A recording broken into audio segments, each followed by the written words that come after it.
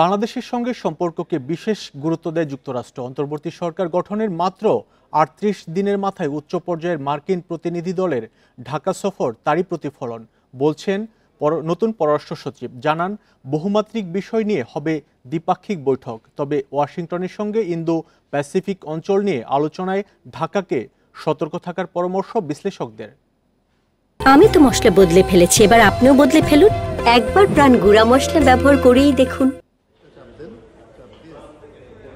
দিল্লি হয়ে দুদিনের সফরে শনিবার ঢাকায় আসছেন যুক্তরাষ্ট্রের দক্ষিণ ও মধ্য এশিয়া বিষয়ক সহকারী পররাষ্ট্রমন্ত্রী ডোনাল্ড লু।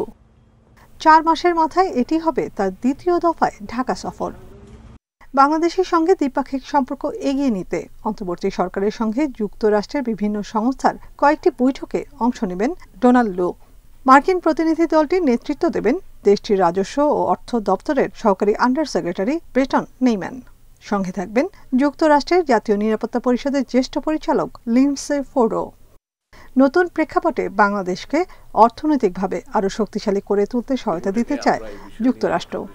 তা নিয়েই আলোচনা করবে ঢাকা ওয়াশিংটন। এই অন্তর্বর্তীকালীন সরকার আসার পরে মার্কিন যুক্তরাষ্ট্রের যে প্রতিনিধি দল তাদের আসার মধ্য দিয়ে মার্কিন যুক্তরাষ্ট্র যে বাংলাদেশের সাথে তাদের সম্পর্ককে গুরুত্ব দেয় তার একটা বড় প্রতিফলন। এবং আপনারা দেখেছেন এর কম্পোজিশনটা, এর মধ্যে আপনারা জেনেছেন সেই কম্পোজিশনে বোঝা যায় যে এই আলোচনাটা বহুমাত্রিক হবে। ইন্দো প্যাসিফিক অঞ্চলে স্থিতিশীলতা রক্ষায় ঢাকার সঙ্গে নিরাপত্তা সহ আইপিএস ইস্যুতেও আলোচনায় আগ্রহী ওয়াশিংটন। এক্ষেত্রে সতর্ক থাকার পরামর্শ বিশ্লেষকদের। ইন্দো প্যাসিফিকের যে জিনিসটা খেয়াল রাখা দরকার, যতক্ষণ ওটা উন্নয়নের কাঠামোর মধ্যে থাকে ততক্ষণ আমার মনে হয় না কোনো সমস্যা হওয়ার কথা। কিন্তু ওটা যদি নিরাপত্তার কাঠামো থাকে, যেই নিরাপত্তার কাঠামোর মধ্যে যে থাকে যে আমার সাথেই সম্পর্ক করতে হবে, অন্য দেশের সাথে আমি সম্পর্ক করতে পারবো না, তাহলে কিন্তু ওখানে সমস্যা তৈরি হবেই।